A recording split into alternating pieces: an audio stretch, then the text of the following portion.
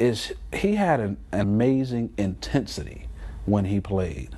Like, you know, James Brown the same way. James Brown would be playing, they'd be rocking, and he'd say, bring it down, and they'd just get real quiet, real soft.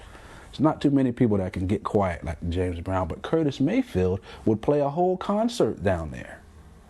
He'd play a whole night really soft and intense. I mean, you'd be on the edge of your seat the whole night. And I mean, it'd be...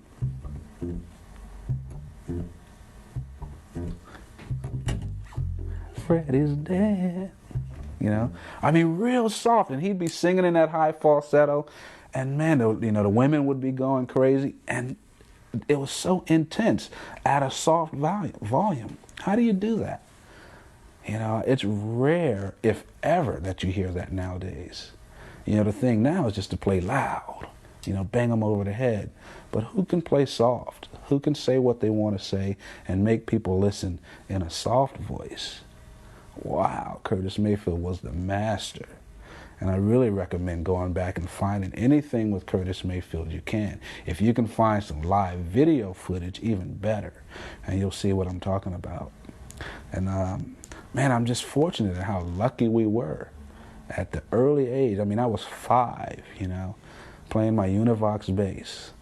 And we're out there with Curtis Mayfield, you know, learning all these musical lessons. You know, you take them where you can get them. What I like to do is, when I'm practicing, I like to turn what I'm practicing into music. So I started doing this when I got a job playing dinner music at a health food restaurant called the Slice of Life in Nashville, Tennessee, not long after I'd moved to Tennessee. And I didn't have a big repertoire. I didn't have a lot of songs, but it was dinner music, so they really wanted a mood, you know, more so than songs. And so I took a lot of the things that I would practice, a lot of exercises that I would practice and created moods for people to eat by. And here's some of the things that I would do. I'll show you a tapping exercise. And this is just practicing tapping a scale. And I'm going to do it in G, okay? Starting from the 15th fret. Oh, let's turn it on. So if I'm going to go down G major,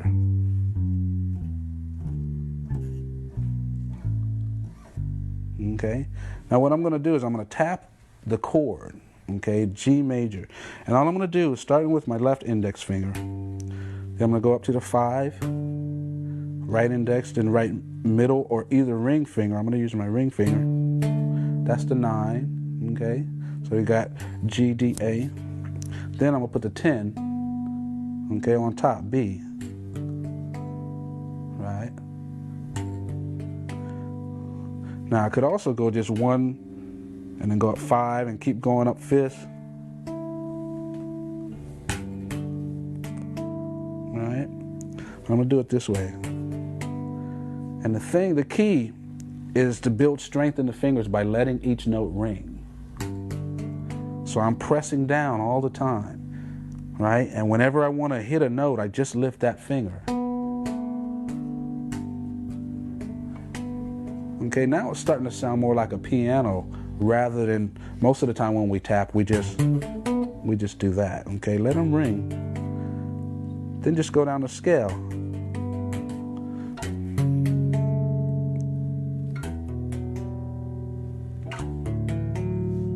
All right.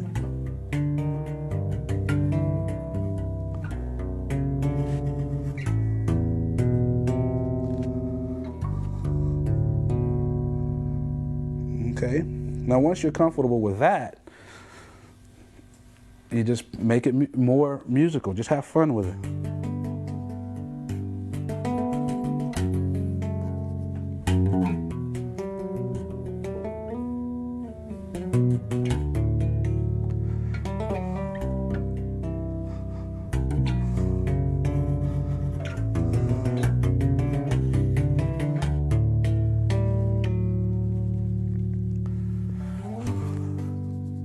Okay, so now I'm practicing, but it's musical. Someone could sit here and listen to me practice. So I'd practice in front of this dinner audience for hours. You know, it was fun. Show you an even easier way to do this. Is you're going to play the same upper chord, these 3 notes, for every 2 notes. So then when this goes down a half step, this doesn't move. So, all right, so you go. Then I move.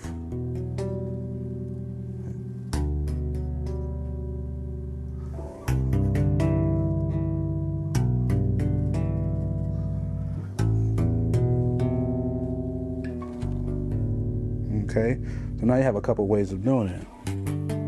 Now, if I want to, once I go 1, 3, 5, I'm 1, 5, 9, 10, I can go up to the 5 again. So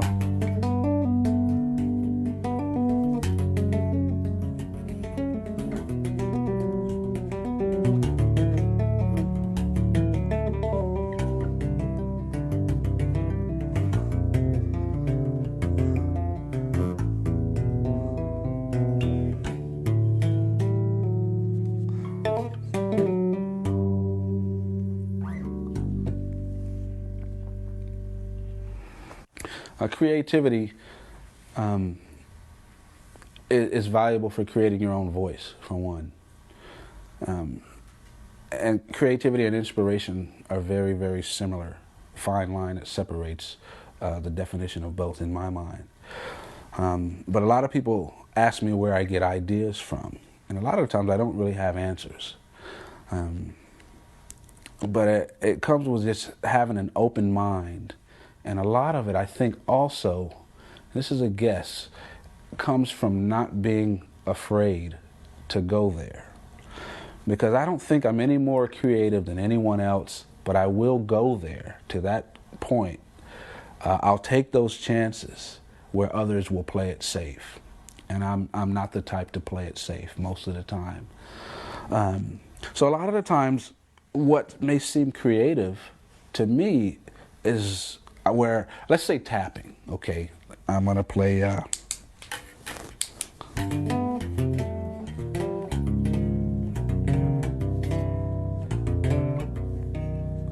okay? Wow, man, how do you come up with that? It's creative. To me, that's just playing like a piano. I see piano players sit down at the piano and do that. If I heard someone play that on the piano, it may not sound that creative. But if I take that exact same thing and put it on a different instrument where you're not used to hearing that, then it sounds creative. Okay, so what I do a lot of the times to help give me inspiration or new ideas, creative ideas, is I will look at what other instruments will do. Okay?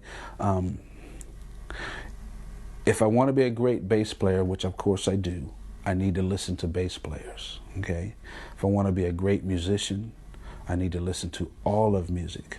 If I want to transcend all of that, I need to even get experience, influence, and find creativity outside of music, okay? So,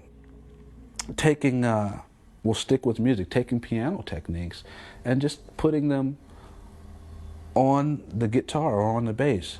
Well, I don't know how to do that. Okay, give your bass to a piano player and have them lay it in their lap and play it like a piano.